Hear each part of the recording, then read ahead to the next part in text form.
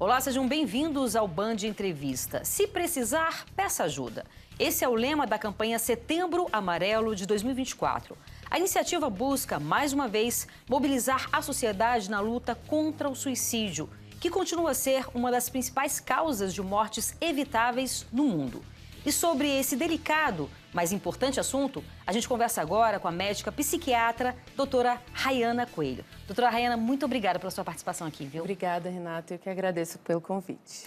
É como a gente falou, um tema delicado, ainda muito tabu, mas extremamente importante a gente falar sobre ele, né? Sim, a campanha que foi colocada oficialmente no calendário brasileiro a partir de 2014, ela traz esse espaço para que a gente possa falar, trazer informações úteis, informações seguras, ajudar na quebra dos tabus todos relacionados à saúde mental. E a gente precisa, às vezes as pessoas questionam, será que trazer esse assunto, trazer tanta atenção focal para esse tema, não aumentaria os pensamentos e os casos? E, na verdade, a gente precisa trabalhar com essa perspectiva de que não. As pessoas que estão ali angustiadas e pensando muito sobre esse tema, muitas vezes, ao verem esse tema sendo tratado e sendo trabalhado, elas se sentem aliviadas por encontrarem um espaço de atenção, de acolhimento, de pertencimento. Então, é uma campanha muito importante. A gente trabalha com isso o ano inteiro, mas nesse mês especificamente a gente traz esse foco e trabalha trazendo mais informação, né? Mais conscientização, psicoeducação, que ajuda muito nessa luta por espaço para que as pessoas busquem mais tratar as suas saúdes mentais. E durante a pandemia, eu acho que a pandemia trouxe vários aprendizados para a gente, né? E um deles, muito importante, é que a gente precisa tratar da nossa saúde mental, né? Muita gente ficou confinado, alguns trabalhadores do jornalismo, o jornalismo não parou, a medicina também, né? Não pôde parar, mas muita gente ficou confinada e aí as pessoas começaram a despertar para essa importância, né? Existem ainda muitos tabus, né? Quando a gente fala assim, eu vou me consultar com um psiquiatra, eu coloquei meu filho 4 anos para fazer terapia, eu falei, já vamos para terapia, porque falar sobre o que a gente sente, sobretudo os homens têm essa dificuldade, é extremamente importante, né? É interessante que você traz essa perspectiva da pandemia, porque e do seu filho, né? Pensando aí na população mais jovem, que a pandemia foi um recorte que colocou muito em xeque os principais fatores de risco para que as pessoas desenvolvam um episódio depressivo ou piorem uma depressão, chegando a levar à ideação suicida e tentativas, por exemplo, né? Insegurança financeira, insegurança social, a falta desses espaços para socialização. Verdade. Muitas quebras de relações estáveis, muito medo, muita dor, muito luto. Então, é realmente um recorte que colocou todo mundo nesse movimento. De ponta cabeça, né? Exatamente. E de lá para cá, realmente, tem se falado mais, né? Assim, nas mídias, nas redes. E aí, quando eu falo da população jovem, é interessante que os jovens têm falado mais abertamente. Inclusive, às vezes falam em tom de brincadeira, assim, né? Quando vão conhecer outras pessoas, se perguntam se já fizeram terapia. Não, eu já fiz terapia, já tratei saúde mental. Então, é interessante, isso é muito bom, porque também é um novo espaço para que se traga esse tema que faz parte da vida de todos nós. Quando a gente fala de saúde, e é um tema que todo mundo fala e gosta de trazer e de investir, não tem como falar de saúde sem falar junto de saúde mental. Só que, quando realmente há um caso de adoecimento, quando essas estruturas, as nossas estruturas psíquicas entram em colapso por alguma razão, aí sim chega num campo muito perigoso, que as pessoas não gostam de tratar, não gostam de falar, porque mexem demais com a ideia de autoestima, de autocontrole, traz muito essa ideia de falha pessoal. Quando, na verdade, o cérebro, nosso funcionamento, né, assim, psíquico, ele depende de um funcionamento de órgãos, assim como qualquer outro sistema. Né? Então, assim, apesar de haver essa identificação pessoal com o nosso cérebro, a gente não pode esquecer que ele é um órgão e que tem circuitos e que as nossas ações no dia a dia, tanto em relação hábitos, escolhas ou aos cenários que a gente está exposto, como cenários traumáticos e difíceis, estressores como uma pandemia, são capazes de distorcer essas circuitarias e começarem a gerar sintomas. E a perpetuação desses sintomas, né, muitas vezes vão levando a adoecimento grave. Quando a gente fala sobre depressão, que é uma das principais causas, né, na base ali do aparecimento de ideação suicida, a gente consegue pensar numa progressão, né, muitas vezes. Um cenário, tem que olhar ali a vida daquela pessoa, quais são as condições a que ela está sendo exposta, quais são as variáveis de risco, quais são os fatores de proteção ou de risco. A gente pensa nessa gradação. Mas a ideação suicida pode aparecer também em situações mais abruptas. Ela pode acontecer também em situações de quebra, de frustração grave, né? Como, por exemplo, notícias, lutos na população jovem hoje em dia, frustrações graves Sim. em relação aos objetivos profissionais, acadêmicos, términos de relacionamentos, né? E aí a gente tem talvez um espaço um pouco menor para observar essa gradação de sintomas, porque costumam vir muito fortes. Né? Então, a orientação, como essa que a campanha faz, como que a gente está fazendo aqui, é para... às vezes não dá para esperar todo um tempo. Começam sintomas depressivos leves e vão piorando e piorando. Às vezes é tudo junto, é tudo de uma vez. E essa noção de quando eu devo procurar ajuda e que eu posso procurar ajuda porque eu posso ser ajudado num cenário como esse, é fundamental. E quando que a pessoa deve, portanto, ligar o sinal de alerta? Não, eu preciso de ajuda, eu vou procurar ajuda.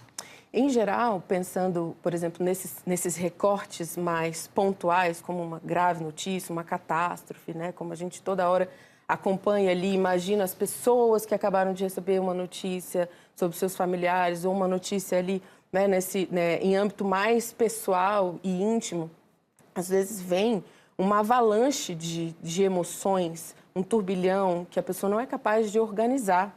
Ela não tem tempo para lidar e organizar com a intensidade que essas emoções negativas e intensas vêm. Então, se a pessoa está ali sem conseguir se organizar de novo, né, com um comprometimento ali nas funções básicas do dia a dia, sono, apetite, atenção, às vezes essa mobilização das emoções leva à dificuldade de conter o choro ou a ideação suicida vem de uma maneira mais impulsiva, levando a comportamentos impulsivos. Porque quando são notícias muito pontuais, abruptas, assim, a pessoa não tem, às vezes, tempo de trabalhar um repertório para lidar com isso, de acionar um repertório prévio para lidar com isso. Né? Então, não está tudo bem, está desorganizado assim, ou não está conseguindo lidar com uma notícia grave, peça ajuda. Né? Então, eu achei muito pertinente o tema da campanha desse ano, porque é simples assim. Parece óbvio, mas é isso, peça ajuda. Inicialmente, pede ajuda para alguém da família, algum amigo, alguém que te direcione para algum lugar onde você possa receber ajuda técnica, especializada, desenhada individualmente para o seu caso. Perfeito. Isso pensando nesse recorte de uma notícia, de uma coisa mais pontual. Pensando num adoecimento psíquico que leva mais tempo, às vezes, nos primeiros sinais de um episódio depressivo, a gente tem dificuldade de perceber, porque a gente vai normalizando aquilo ali na nossa rotina, especialmente nesses contextos de estresse que a gente vive. É normal a gente estar atrasado, pode ser normal dormir mal durante um tempo, ou não se alimentar bem, ou de repente estar um pouco mais irritado. Então, às vezes, a gente vai entrando num processo sem perceber, ali lidando com sentimentos e emoções negativas, que são naturais do ser humano. Né? Agora, existe uma fronteira que é cruzada ali, em que as emoções e os sentimentos se tornam sintomas. Né? Quando aquilo ali que tinha uma dinâmica que melhorava em circunstâncias mais alegres, mais tranquilas, e pioravam em circunstâncias e cenários mais negativos, de repente parece que começa a ficar mais denso, menos fluido, menos flexível. Então, a pessoa vai perdendo a graça, mesmo com coisas que antes eram interessantes e que davam prazer. Esse é um dos critérios centrais do diagnóstico da depressão, por exemplo, que é a anedonia. Uma angústia, ou às vezes apatia, Porque as pessoas pensam, às vezes, que a imagem da depressão é aquela imagem melancólica. A pessoa na cama, não toma banho, não come e é isso. E muitas vezes não. Muitas vezes a pessoa está ali indo para o trabalho, cumprindo as obrigações, mas não dá conta de fazer mais nada. Abre mão da vida social, né, vai se afastando da sua rede. Então, existem muitas formas de apresentação.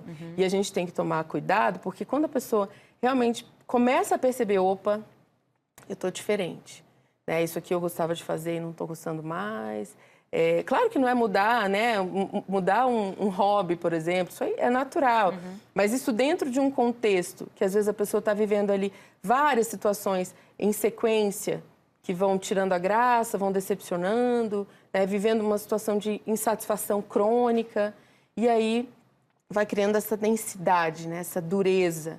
E, de repente, ela se dá conta de que está realmente muito diferente do que... O que muitas vezes costuma fazer as pessoas procurarem ajuda é prejuízo cognitivo, prejuízo na performance, no trabalho. Eu vou te interromper só um pouquinho, porque a gente vai continuar esse assunto tão importante daqui a pouco, tá? No próximo bloco. Ótimo. Agora a gente faz um breve intervalo e volta daqui a pouquinho. Não sai daí, eu te espero.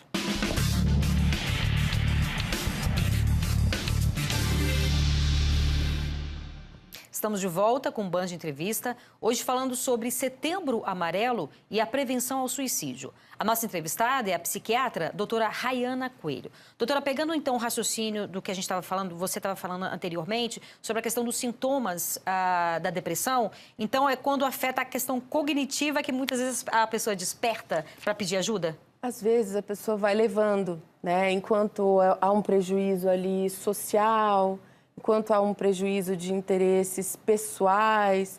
E muitas vezes o que faz realmente a pessoa chegar no consultório e pedir ajuda, quando ela esbarra numa incapacidade de levar adiante as suas tarefas cotidianas, especialmente relacionadas ao trabalho, a performance no trabalho, porque aí chega num outro espaço, né? E no espaço, inclusive, que começa a chamar a atenção dos outros. Entendi. Então, existe muito essa dificuldade, né, de pedir ajuda, de aceitar que não está tudo bem.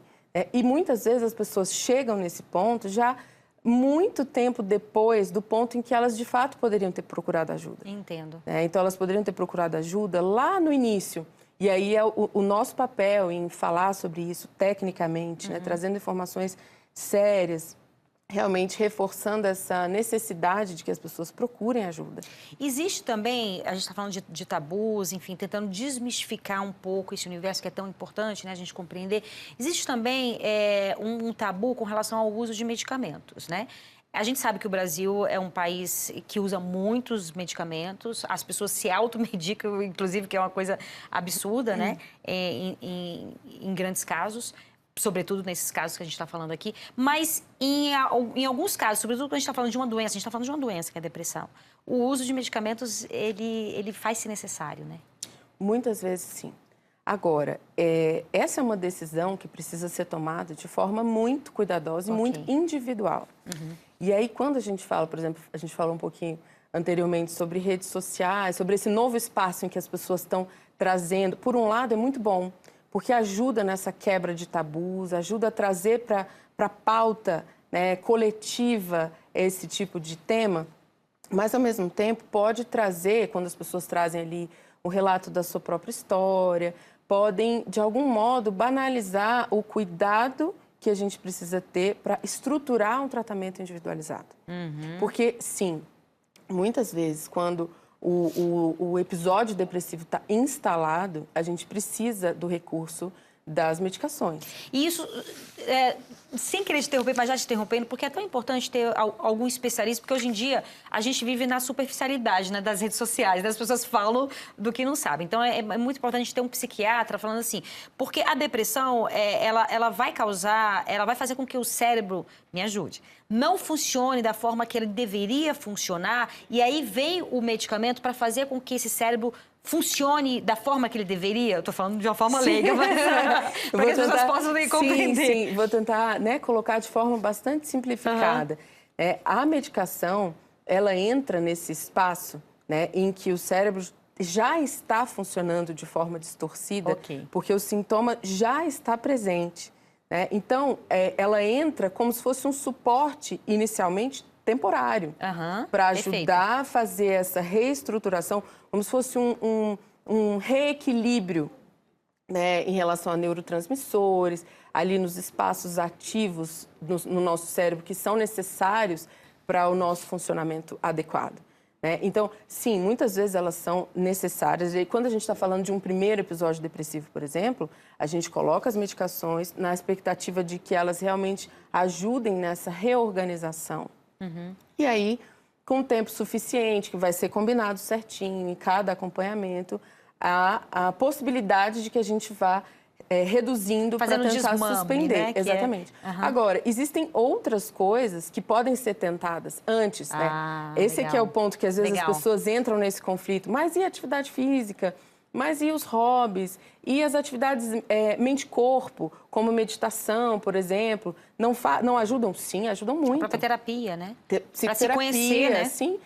O básico, tomar água, organizar a casa no ambiente saudável ali, organizado para o sono, organizar a alimentação. Então, esse cuidado básico, que às vezes escapa, né, assim, pelos dedos nessa correria ansiosa do dia a dia, é realmente o primeiro espaço de atuação quando a gente está pensando em prevenção, mas também em tratamento. Só que, em alguns estados, quando eu falei, né, cruza uma fronteira, a pessoa faz atividade física e tal, ajuda muito. Isso faz parte ali do pilar de saúde, né? Inclusive saúde mental. Só que em determinados casos, isso aí a pessoa já não está bem o suficiente para não conseguir manter as atividades que deixam ela bem.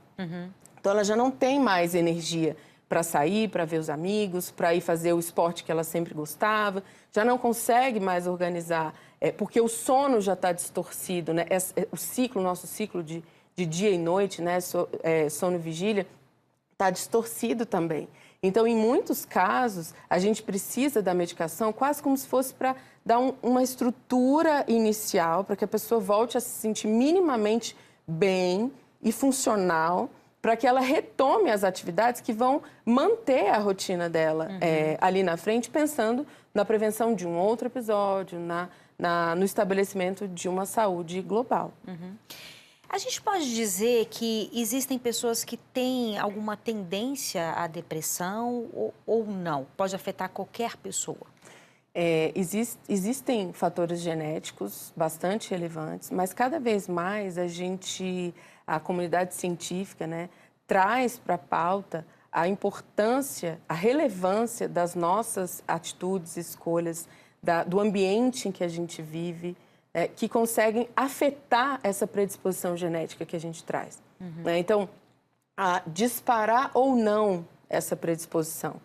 Então, existem pessoas que têm predisposição genética, ali, se a gente vai olhar histórico familiar, mas a pessoa é tão cuidadosa desde cedo, com vários desses elementos, e às vezes é poupada pelos elementos da vida que a gente não controla, que são perdas, lutos, catástrofes, isso a gente não escolhe. Sim. Então, às vezes uma pessoa não tem uma predisposição genética tão clara, mas vive situações tão catastróficas, tão graves ou tão sucessivas que ela não tem tempo de se reorganizar.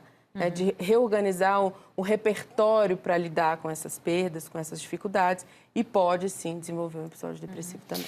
Na sua fala, você falou de fatores de risco e fatores de proteção. Queria que você falasse um pouco mais sobre isso, com relação à depressão e até ideações suicidas, né, que nós estamos falando. Quais são os fatores que podem desencadear, né, serem fatores de risco? Existem muitos fatores de risco, né? Primeiro, a gente tem que pensar assim, fatores de risco para o adoecimento são esses, né? Tem os fatores genéticos e tem os fatores ambientais. A vida, como é a vida, qual é a qualidade de vida, como é a saúde em geral, como são os laços de afeto, né? Quais são as atividades que essa pessoa faz, quais as possibilidades que ela tem de cuidar da própria vida, né? De ter espaço, porque às vezes a pessoa ela sabe o que ela deveria fazer, mas ela não tem espaço, ela não tem ajuda, ela não tem uma rede disponível para distribuir ali atribuições, né, para que ela, de fato, consiga se cuidar. Então, os fatores de proteção e os de risco, eles acabam, né, sendo muito próximos quando a gente fala isso. Agora, por exemplo, pensando em fatores isolados, eu coloco como exemplo a intoxicação por múltiplas drogas, bebida alcoólica, que são elementos que acabam levando a uma maior vulnerabilidade, a que uma pessoa que esteja vivendo internamente essa temática negativa, depressiva, com ideação suicida, de repente tome uma atitude impulsiva e concretize uma tentativa, né? Então, quando a gente fala de fatores de proteção, qualidade de vida, atividade física, essas práticas mente-corpo. Relações saudáveis, interações sociais saudáveis, né? Descanso, que é uma coisa muito difícil, né, da gente instituir como algo concreto. O descanso, né? Especialmente nessa cultura da falta de tempo e performance.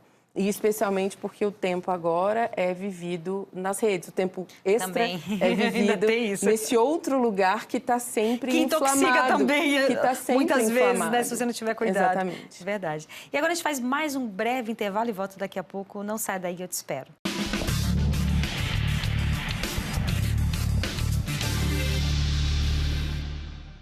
Estamos de volta com o Band Entrevista, hoje falando sobre Setembro Amarelo e a prevenção ao suicídio. A nossa entrevistada é a psiquiatra, doutora Rayana Coelho.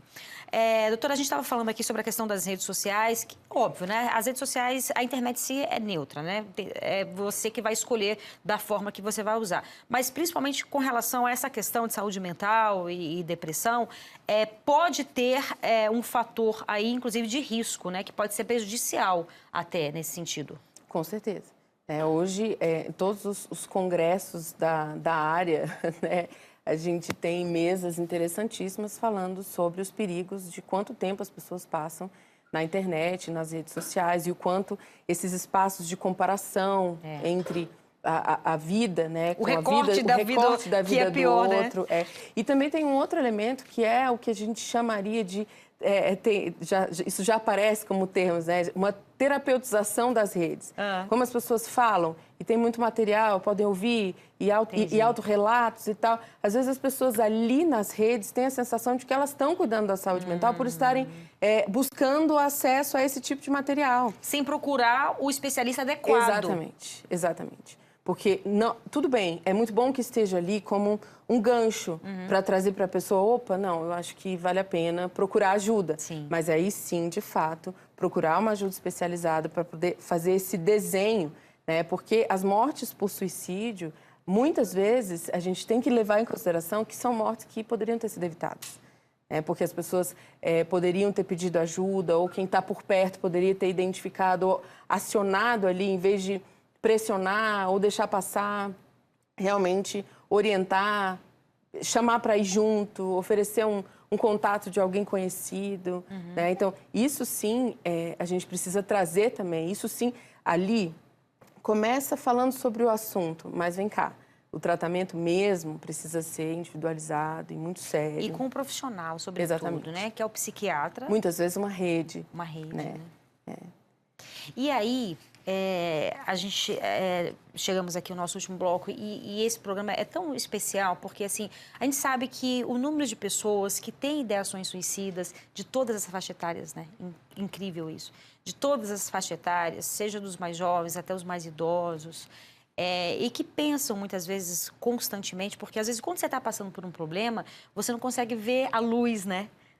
É como se você entrasse numa caverna e o sol está lá, mas você não consegue muitas vezes nem ter força, como você estava falando, nem ter força para sair para ver o sol. Então é tão importante a gente fazer esse alerta para as pessoas que estão numa depressão, que estão vivendo uma dor, que acham que não tem solução e que, né, seria a solução de tirar a própria vida. Não, né? Tem saída. Procure ajuda, porque essa dor, ela vai passar. Claro que a vida é feita, né, de altos e baixos, todos nós passamos por isso. Mas aquela dor que sangra o tempo todo, ela passa. Aquele desespero, né? E isso que você trouxe é muito importante, que a gente coloca exatamente essa rigidez psíquica. A pessoa que está ali num adoecimento grave, numa depressão grave, ela não consegue enxergar muitas vezes. Ela não tem essa flexibilização que a gente tem de...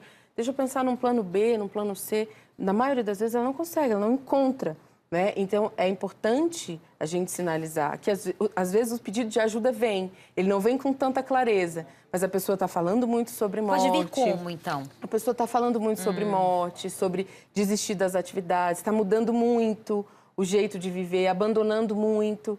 Só que, às vezes, a pessoa não fala pela resistência que ela sabe que vai encontrar ao falar sobre esse assunto. Porque, às vezes, as pessoas acham que estão ajudando, mas acabam pressionando muito. Você não tem por que reclamar, a sua vida é perfeita. Força de vontade e tal. Não Sendo é por que a aí, gente pensa que vontade, a volição, está entre os sintomas centrais prejudicados na depressão. Então, o acolhimento, a escuta, porque as pessoas que pensam em ideação suicida e tentam, e as que de fato conseguem, elas fazem isso não por escolha, mas pela sensação de não terem mais escolha. Né? Assim, acabar pelo com aquela desespero, dor, né? Exatamente. Querem acabar Pelo com a dor. desespero, por não aguentarem mais viver daquela forma. E claro que muitas vezes o contexto realmente está muito prejudicado, foram perdas muito graves que aquela pessoa viveu. Agora, o tratamento permite reconstruir um caminho, né, para que ela consiga se sentir melhor e, aos poucos, ir retomando a vida, mesmo uma vida com perdas, já ressignificada, adaptada e transformada, quando a gente está falando de eventos estressores e perdas. Mas é fundamental que os conhecidos, familiares, amigos estejam abertos. Mas é sempre muito difícil. É um tema muito difícil. Ninguém quer ouvir alguém assim pedir ajuda, mas porque a pessoa se sente responsável por fazer alguma coisa. Não, ali não é trazer uma solução, é segurar na mão e levar para procurar ajuda especializada. Então, às vezes, a pessoa não dá conta de ouvir, não, vamos para frente, vamos para lá, vamos fazer uma viagem, vamos fazer uma coisa. Deixa disso. E é muito pior, porque a pessoa sinalizou que está precisando de ajuda. Porque, às vezes, é muito difícil sinalizar assim, né, tão claramente. Eu estou sentindo isso, eu preciso disso e tal. Ela vai jogando indícios, né? Então, quem está por perto precisa estar atento e acolher, né? Não julgar, acolher e entender, bom, eu consigo enxergar que você não está bem, está precisando de ajuda. Vou te ajudar a buscar essa ajuda. Então, não é... Porque, às vezes, eu vejo muito isso em jovens, alunos, né? Assim, adolescentes, que, às vezes, um está passando e passa para o outro e esse outro chega, assim, sufocado, sem saber o que fazer, impotente, sem saber o que fazer. Mas é porque é isso, não é ele. Sim, exatamente. Ele só precisa ajudar, de repente, a chamar a atenção e trazer o colega, ou seja lá, o familiar, para procurar uma ajuda especializada para que a gente possa realmente desenhar esse tratamento para que a pessoa volte a se sentir bem, volte aos poucos a se sentir, perceber funcional. Muitíssimo obrigada pela sua participação. Que conversa maravilhosa. Espero que com certeza, a gente vai ajudar muitas pessoas que estão passando por dificuldades. Muito obrigada, viu? Eu que agradeço pelo convite e pela oportunidade de trazer, né, esse tema tão relevante para esse espaço. Maravilha. E o Band Entrevista fica por aqui. Você pode acompanhar o nosso programa pelo YouTube, no canal Band Brasília e no Spotify, no endereço TV Band Brasília. Muito obrigada pela sua companhia. Aproveite seu fim de semana e até sábado que vem. Um beijo. Tchau, tchau.